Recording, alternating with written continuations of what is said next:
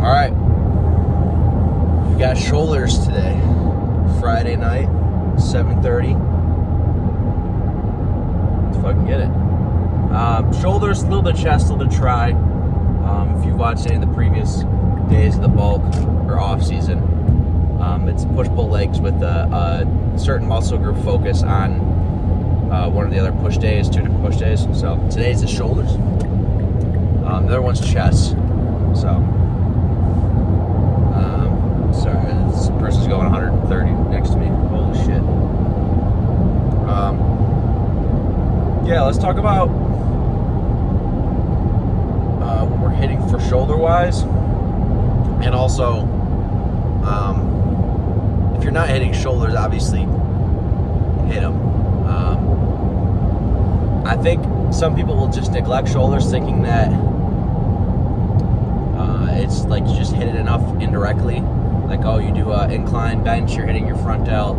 You do a T-bar row, you're hitting your rear delt. And then you maybe throw in 3 sets of lateral raises and call it for shoulders. Like, if you want anything to grow, you're going to have to hit it directly. The only exception I can think of for that is like forearms.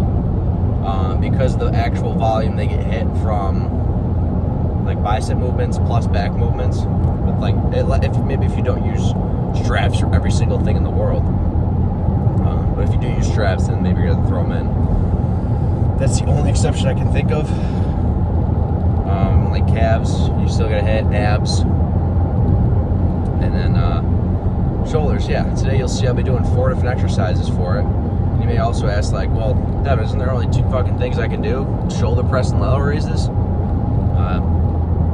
To an extent, but there is different ways to actually hit your shoulders, like upright rows. I don't really do upright rows anymore just because of trying to keep it symmetrical when I lift. Not having a way to do that like unilaterally, or there is a way to do it, but unilateral shit takes fucking 3 hours to get through the workout, so I try to limit it to like 1 of those per training day.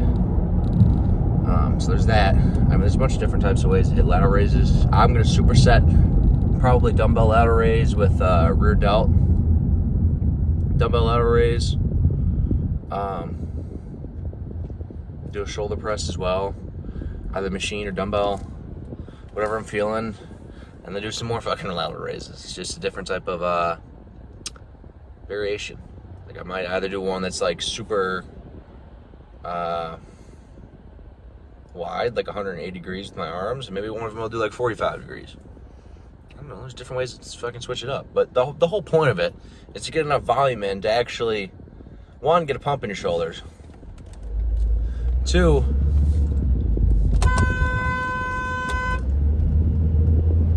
sorry, the people always turn in the wrong lane when we get up and through it.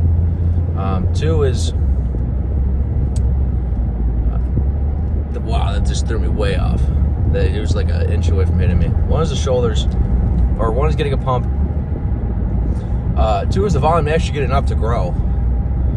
When you first start working out, you know, if you do 3 sets of fucking bench press, you're gonna grow. But if you have like a IPP Pro or like an Olympian, do 3 sets of bench press once every few days, are they gonna be growing? Absolutely not.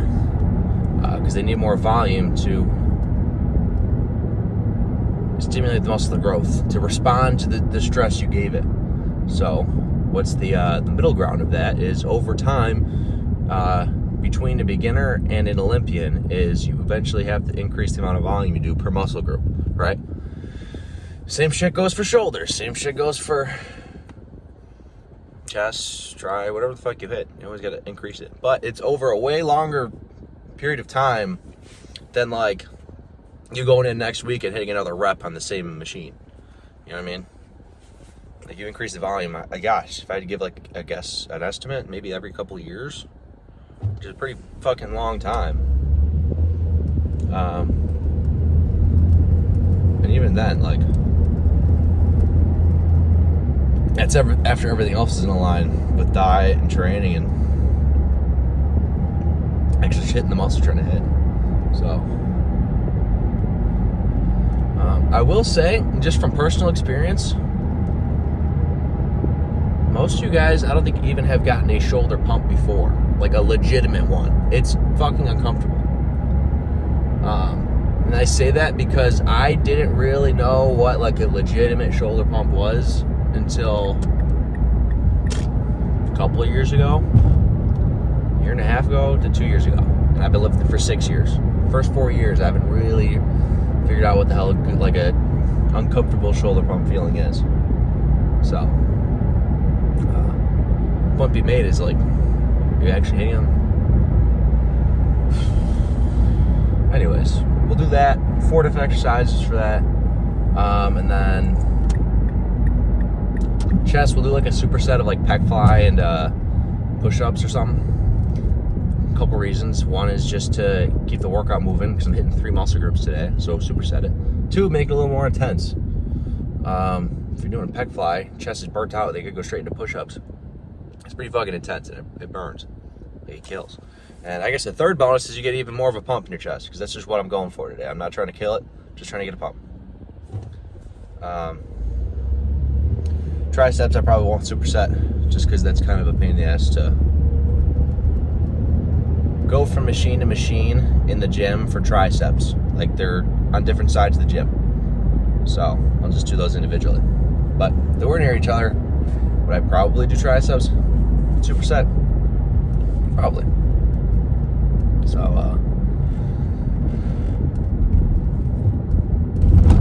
yeah, I gotta get over. Why is there so many cars, dude? What the fuck is going on?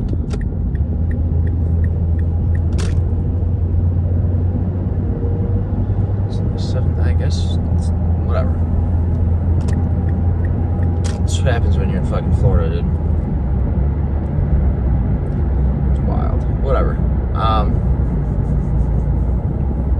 Yeah, abs every other day. And then we'll pose as usual. I don't know. I still took pre-workout. I feel this halfway because today is the I think 3rd day of like the mini cut. If you're wondering how to know when to end your bulk, start your cut, I'd recommend you watching yesterday's video because that was my entire talk on the way to the gym. And I also explained why I'm doing a mini cut. I'm not going to explain the whole thing right now just because it's going to take me 10 minutes to give an accurate like explanation of all of it. And also if you want to know how to know when you end a cut, start back into bulk, I believe that I said that yesterday as well. My fault. I kind of forgot I was recording myself for a second. Anyways. Hopefully there's not many people here. I mean, I assume not. 7:30, so I could give you a whole rant about like everybody's out having a good time. I'm in here fucking grinding. Yeah, to be honest, I could not give 2 shits about what other people are doing. So, gotta get your own shit together, put your own house in alignment. Wow, there's a pretty good amount of cars here. Whatever. Is there anything else you want to talk about before we get in there? I mean, obviously I'll talk a little bit between sets about what I'm doing, if anything comes to mind, but I don't know, man. Fuck, it's like episode 68 of the same shit. I guess it goes to prove like the monotony of like very similar routine for a long time, and you don't have to jump from routine to routine every couple months. The biggest things that change are like my diet, and obviously I just come in and train 100% every time, and I know I can just eyeball that I'm going up in weight. So, yeah. I can't believe I just belched on camera without thinking I was recording. Oh well. Alright, let's get in there. I'm fucking wasting time. Alright, well, I guess it's definitely not empty here for Friday at 8 p.m., dude. I had to wait 10 minutes to find a spot to crank out ladder raises, but so be it. I'm gonna just start off with unilateral now. Like I said in the car, dude, I don't want to do everything unilateral because then this workout would be fucking 3 hours. So just enough for me to actually even symmetry part of it, feel a little better mentally about having something unilateral, and then move on with the rest of the lift. So I don't really care what type of lateral raise I do, if it's like machine one or dumbbell, kettlebell, but I've been switching up and using just a different way to do a lateral raise to start with the lift. Then we'll get into shoulders, or shoulder press. I found it's a lot easier to actually get them up in your shoulders, unlike shoulder press if you start with isolating it first. From a bodybuilding context, like significantly easier to hit your shoulders. I mean, because there's like a lot of different moving parts for a compound movement like shoulder press, triceps.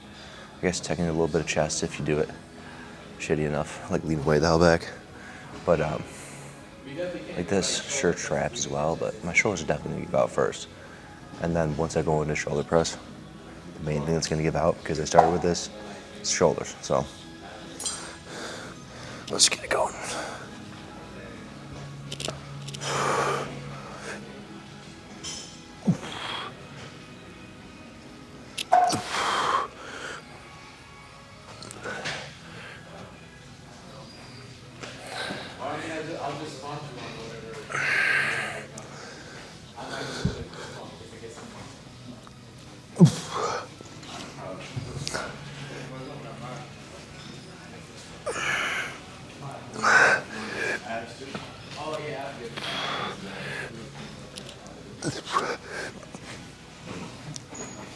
Okay.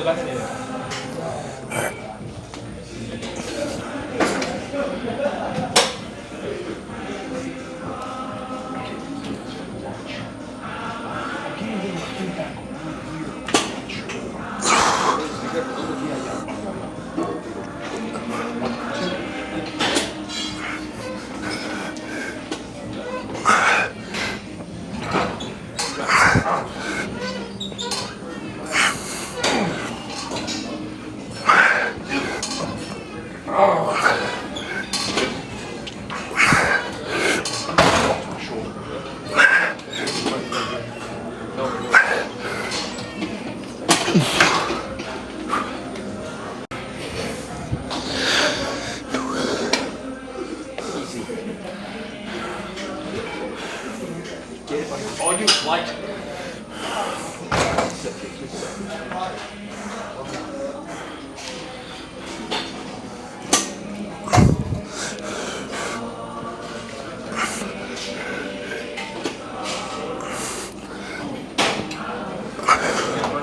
I'm gonna put on there. They're gonna take one off.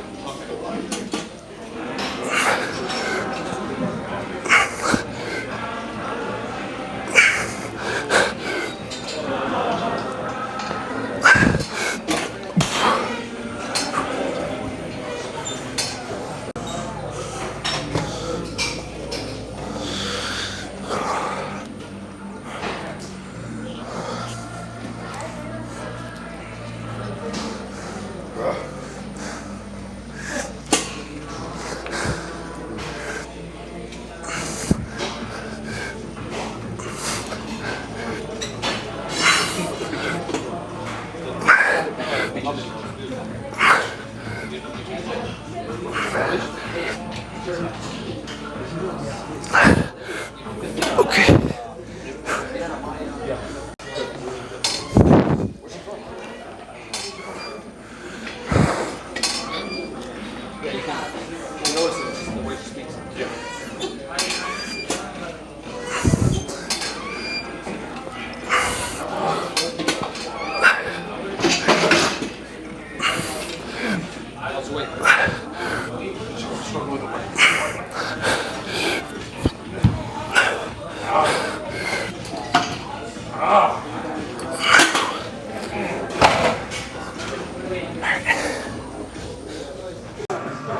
All right. I don't know if I mentioned this in the car, but I'll say it again. Let me move the camera first before I yep. Does that look terrible? That should be a lot better. A few reasons supersetting. This is what happens when I'm 2 weeks off of filming in an actual gym and just the home gym. A few reasons of why I'd superset them. One, workouts quicker. This supersetted along with my chest movement supersetted. Makes the workout at least get done in less than an hour and a half, like an hour 15 to an hour. Another reason, more intensity. This is the last thing I'm doing for shoulders. And throwing in a superset. Obviously makes it a lot more intense. The last reason is hitting rear delt specifically. I found it's a lot easier to actually hit rear delt, get pumping it, if you do like lateral raises first. Also with doing it with dumbbells, they're like 12 pounds, because in reality, rear delt's pretty small. In comparison, like think about if you're doing like a rear delt fly and like a pec deck. If you're doing like 140, 150 pounds on that, if you really think you're going to be, like disregarding like the offset because it's the cable, but you really think you're going to be doing 70-pound dumbbells like this, the answer's no.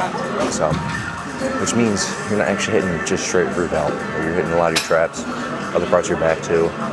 And when you or like when you make sure you use like a lighter weight, you can actually extend out. It's much easier to actually hit your rear delt instead of other like moving parts. Kind of like if you're doing incline bench or something, and you go super heavy, start to roll your shoulders in, start to press like this, get real tight here, but you're not hitting his chest as much. But like once you roll it like this, lighter weight, it'll be harder rolled out like that, so you can't do as much weight, but you're actually hitting your chest. Same goes for adult, and these are like the three main reasons why I'm supersetting them.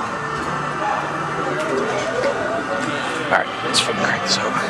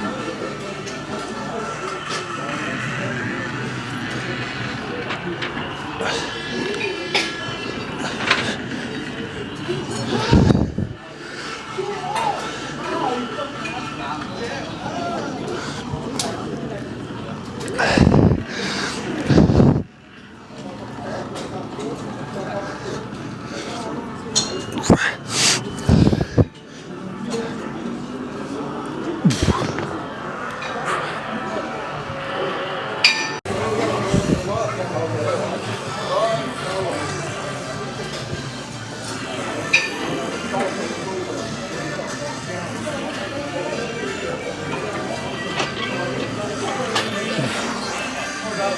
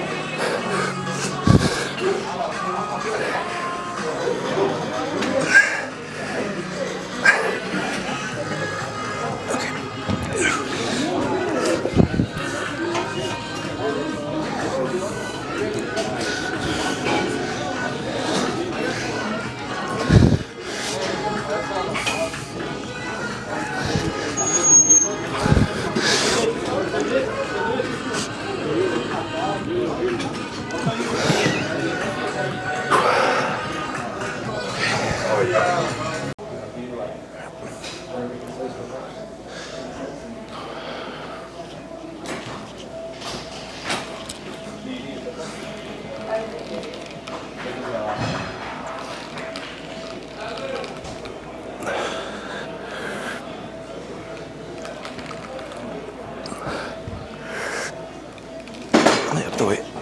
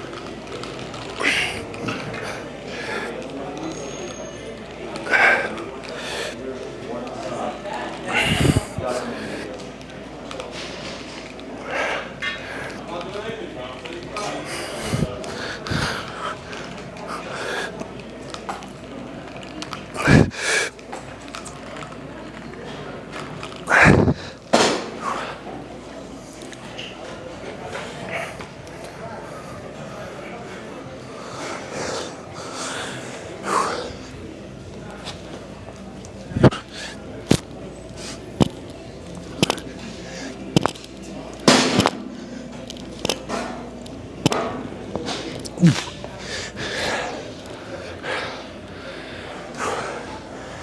it's pretty tough to get more than fucking 6 push-ups after doing pec fly. All right, well, that's it for chest. Then we'll do, what do we got?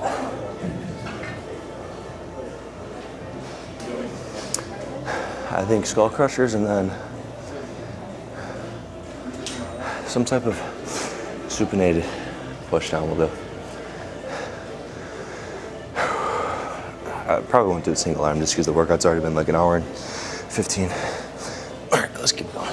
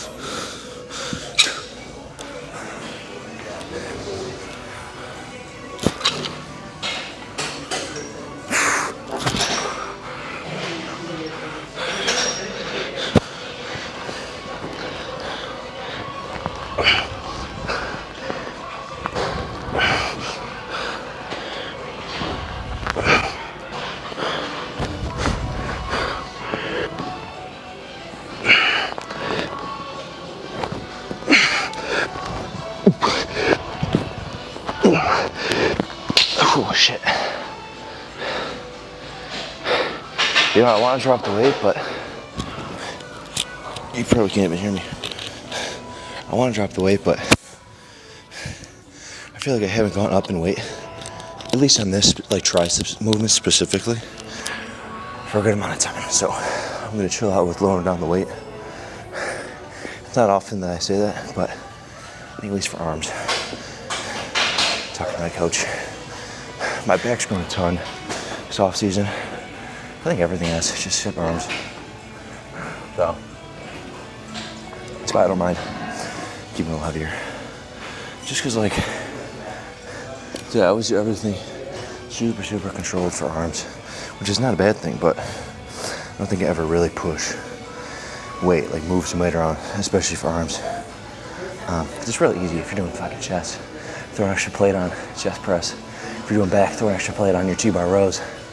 But like arms, it's like, it's always just getting a pump instead of moving some fucking weight. So I think that's I'm not saying I gotta replace every arm movement I do with just slinging the weight around, but it doesn't hurt to throw at least one exercise in like that. I wouldn't call that sling the weight around, but I would say like half the set wasn't controlled. Still got a good amount of reps, so as long as I'm at least getting 8, I'm cool with it. Should leave the can going for this last. I'm not gonna bother moving it. Do it for the last set, and then maybe I'll do single arm. Try it for push down, but depends. It's open. I'll do abs, pose, and then yap in the car for a solid 10 minutes minimum. So let's get it going.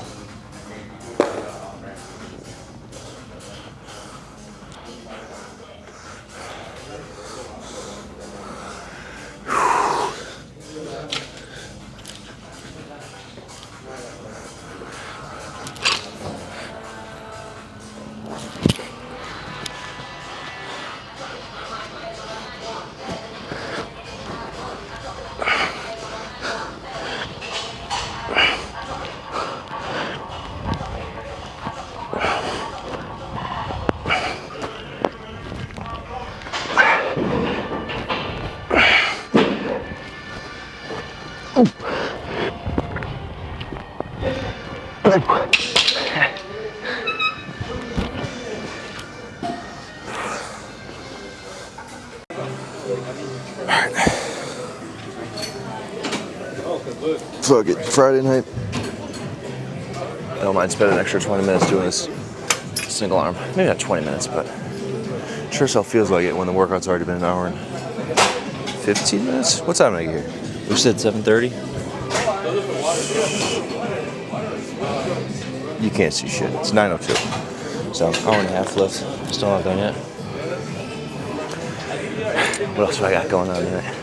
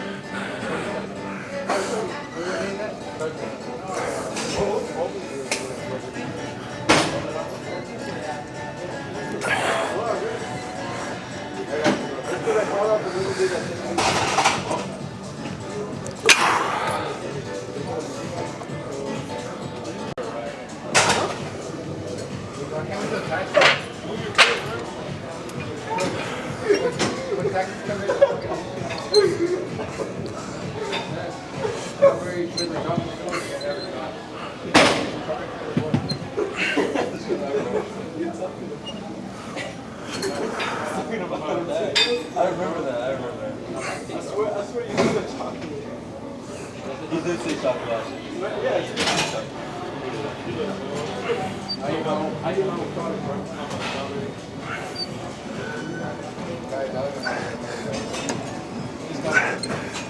what?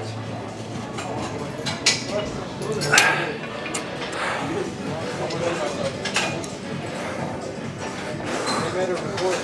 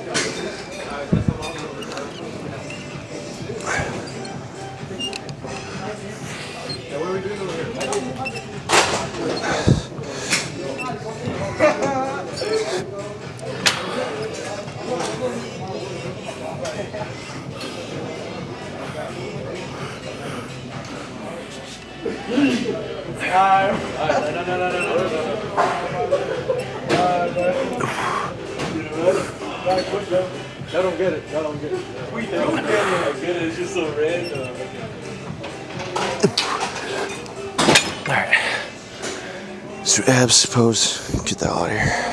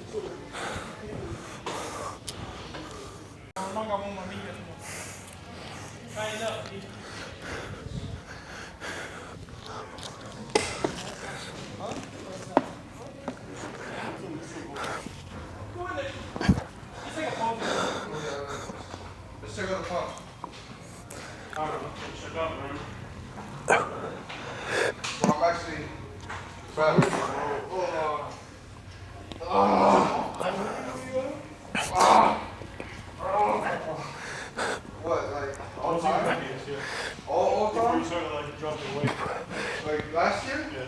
Like last year was like 250. Yeah, 260. But like all the time, I was 300 pounds. Bro. Are you serious? Yeah.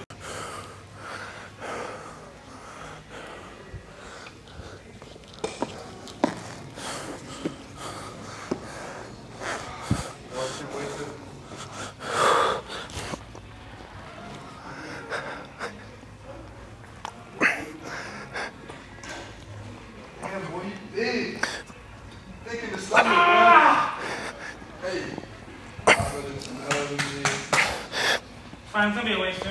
Doesn't matter. I'll give you later. No.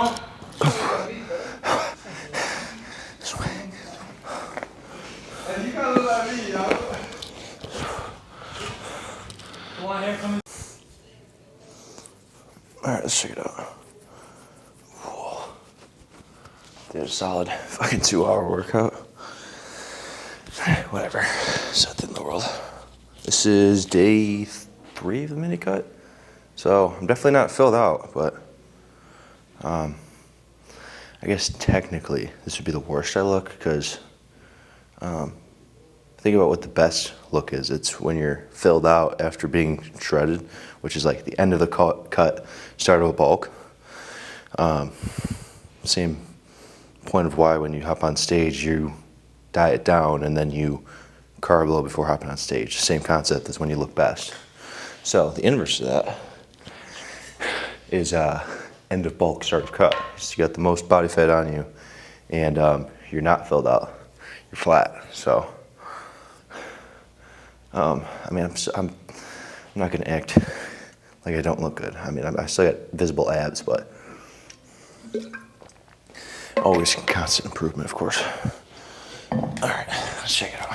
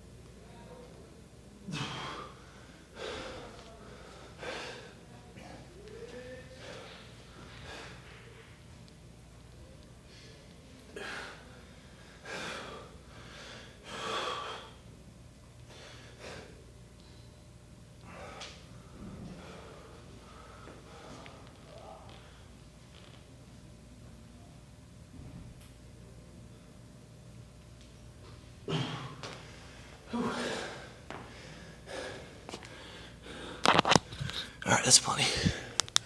Oop. We'll talk a little bit in the car. I don't know about what yet, but we'll figure something out. So I feel like today's workout explained everything that there may be questions on, but I don't want to overcomplicate shit, so keep it pretty simple. But I mean, I guess if you did have a question about some shit I did, let me know, but I don't think so. Oh, shit. All right, I'll leave the rest of what I'm talking about for the car. Okay. Fucking hell. It's 9:37 p.m. Got one meal left at least.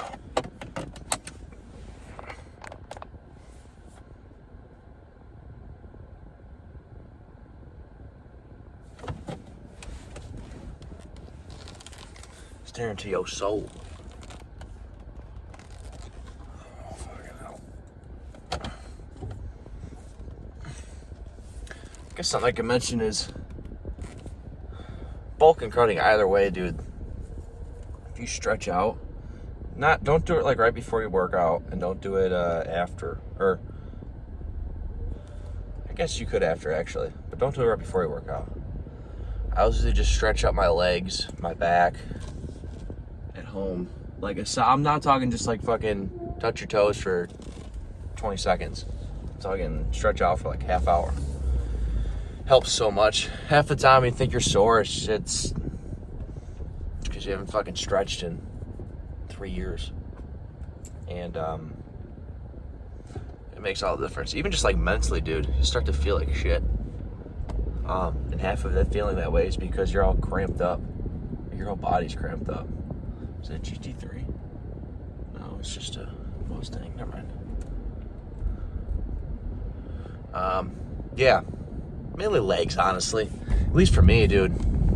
It's so fucking bound up, and then the muscles that are attached from, like, they go from your glute all the way to your lower back, then wrap around your lat. Like, it's the same muscle connected all the way up. So once you stretch out part of it helps out stretch your entire back, and can actually help you with, I don't want to say range of motion, but it'll make you a little less stiff. I don't know, I guess some people are like, oh, you only have to do dynamic before you work out, but man, if you just take that extra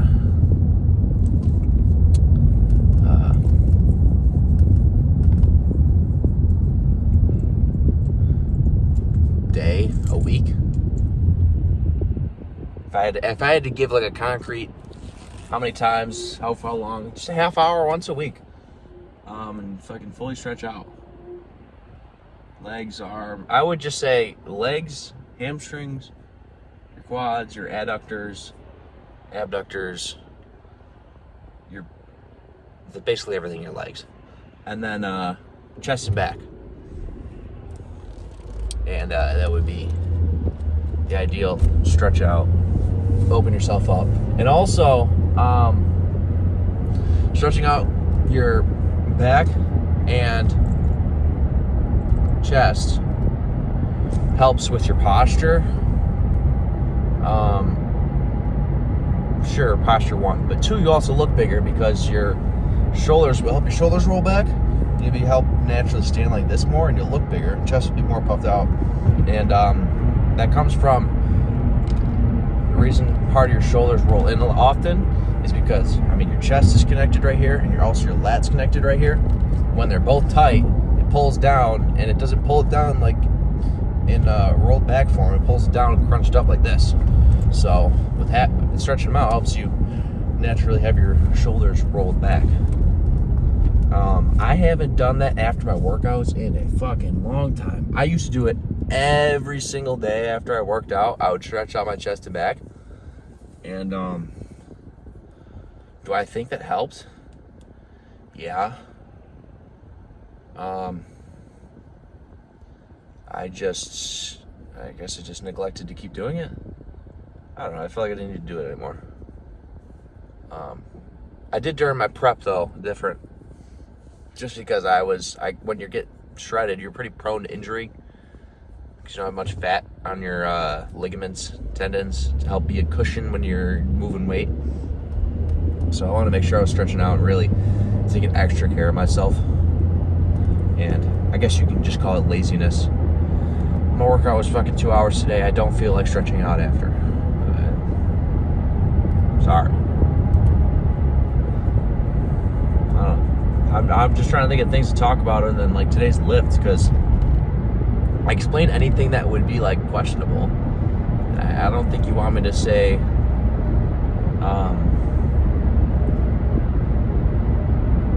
why did I hit triceps? Like, I don't know, some fucking asinine question.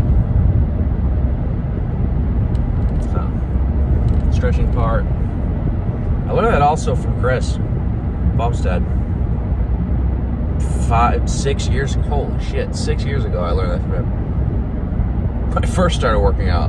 That just tells you how long ago I did that and for how long I stretched out like that. Probably like 3 years straight after every workout, or at least every other day I would stretch out my chest and back. If somebody drops a comment, I'll make a short on it, but chances are this video won't get a good amount of views until like I don't know, maybe a year from now. At least once the brand's actually built up. But personal brand, I mean. But chances are this is going to get the normal 10 views until then, which is okay. I don't expect somebody to watch me for an hour and work out. Maybe just some bits and pieces of me talking, but other than that,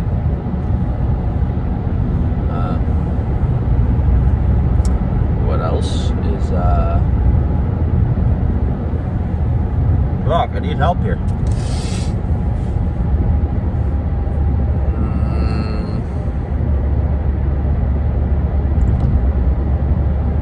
I guess I could talk about how come my lifts have been a little later. Because there is a rationale behind it, not just because I fucking feel like it. I will say, as many meals as I can get down before I have to lift, when I am on a bulk and at the point where I do not want to eat any more whatsoever, getting as many meals down as I can. Also, doing cardio in the morning, regardless of bulking or cutting, significantly helps with being able to maintain eating a high amount of food. It's what I found, and most people will agree. Getting as many meals in early in the day, doing cardio in the morning, like breakfast, do your cardio, get it out of the way, and then just keep getting as many meals out as you can within, like, obviously your meal plan, calorie limit, whatever. And I don't know if you're gonna say, oh, there's no science behind doing cardio after your meal, so it's non-fasted. It's not like it's gonna help your bulk anymore. Just do it fasted, or saying like, oh, do it fasted because it'll help fat, whatever.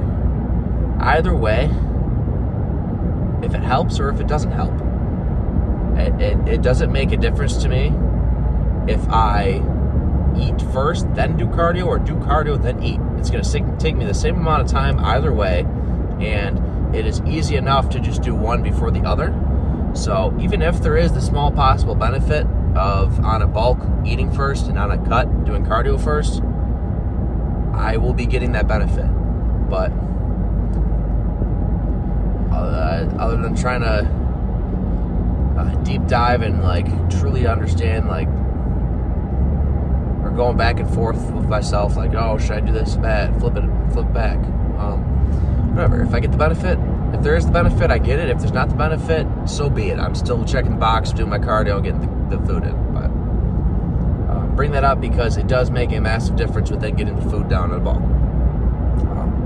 So yeah, I guess I'll turn the next few minutes, and I'll make it longer, next 5-10 minutes or so, or 5 minutes, of me explaining some of the ways how I help diet side of things on both the bulk and cut. That's a massive one on the bulk. What are some other ways? I'd say walking around as much as you can, but I don't know. I'd say I'm pretty fucking sedentary, sitting at my desk all day doing work on my laptop. But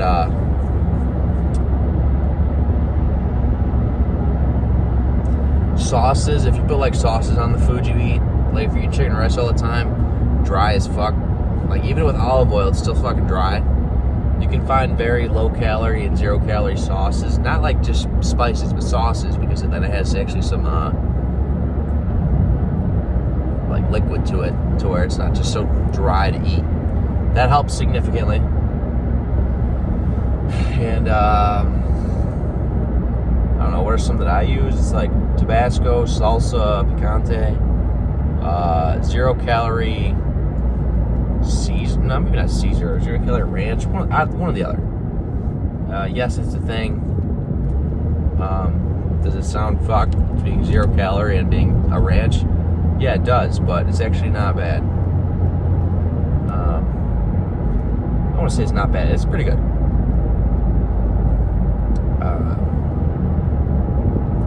There's like 0 calorie, like orange teriyaki. What's it, like GQs or some shit? That. Or orange chicken or teriyaki, either one, or stir fry. They're all like 5 calories or some shit. Also the barbecue sauce, I think it's GQs as well. 0 calorie barbecue sauce. What else do I use? Soy sauce. That has calories, but it's so low that it doesn't matter.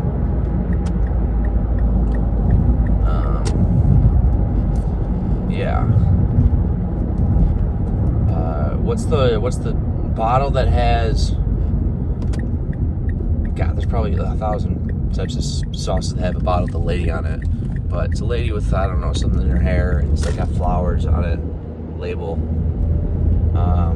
It's like the green salsa one, or green sauce, some shit like that, jalapeno, I don't know. It's like 0 calories, that one's good. I'll put that on like the ground turkey and rice. But I say this because those help significantly with getting food down.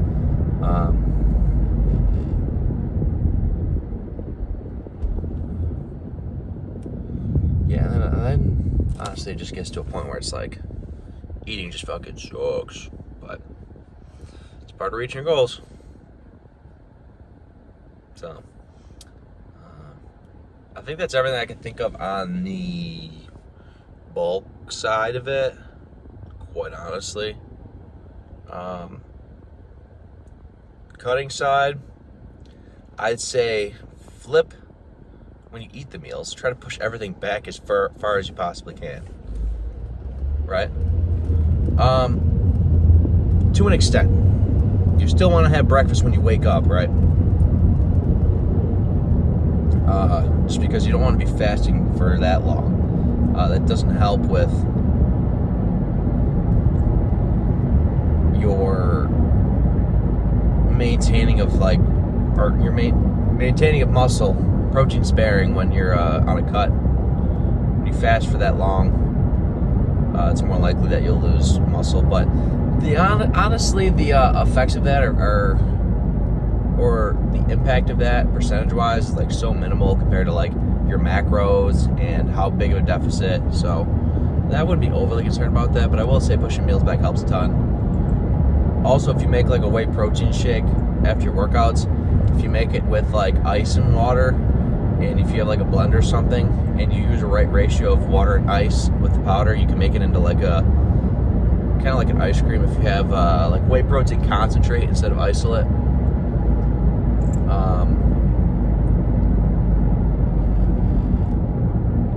And that's filling, very filling, while still eating the same. That's another one. Pushing the meals back is another one. Cardio in the morning still, even though that'll probably make you a little hungry, but it's worth it. Stim the wind. Fucking caffeine in the moon. I don't know, I mean, nothing, not insane, but like, it may sound like a lot, but throughout the day, 500 I had. I don't know, dude, like 2 cups of coffee spread out and then pre-workout, which I guess is like 400, maybe 450, but I don't know. And then I guess just like a Diet Coke or some shit. Should have like 2 Diet Cokes. Yeah, I guess about 500. But it's not bad. Depends on your caffeine tolerance, stimulant tolerance. I will say it helps though. That.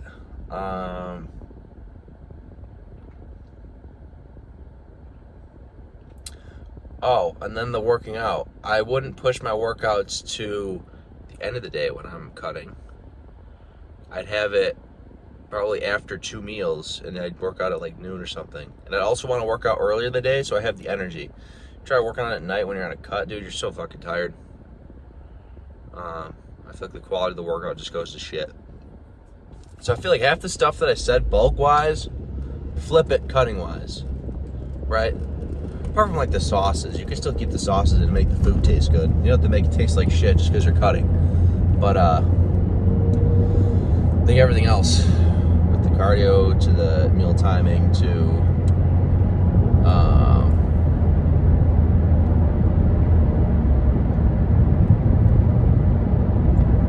what the fuck else did I say?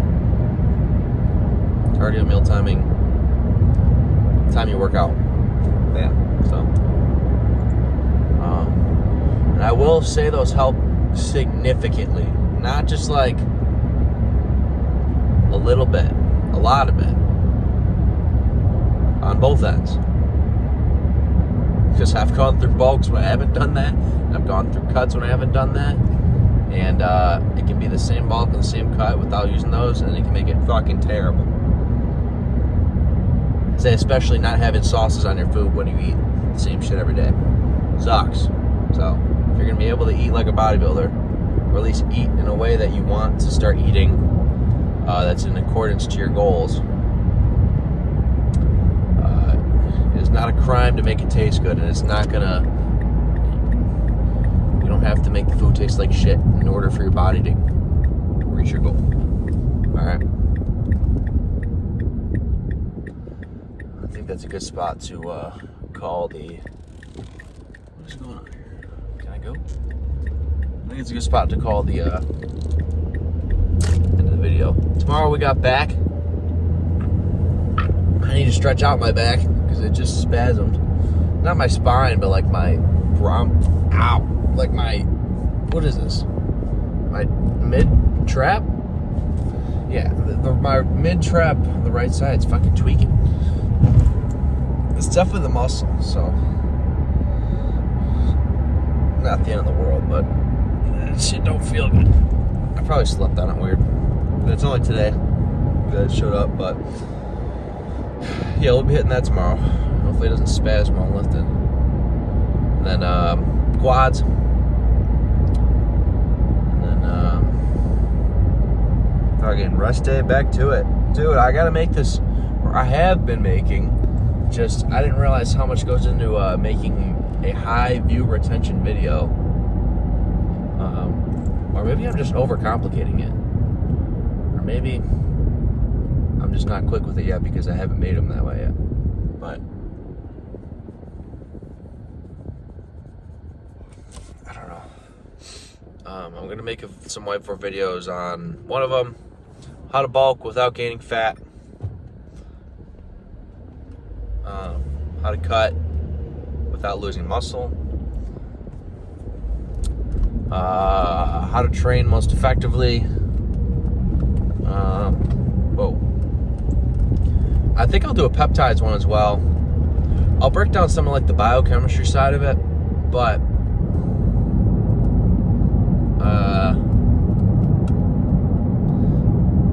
still make it interesting and not bore you to fucking death. What a peptide tier list. I feel like that's too fucking cliche. Or at least where I don't feel like making a tier list would be rational for that. So anyways, hold on, somebody's on a bike. Call it there. I will see you guys tomorrow for some back. It'll probably be a little earlier lift, at least before 7 o'clock, because that's when the gym closes. So appreciate y'all watching. Peace.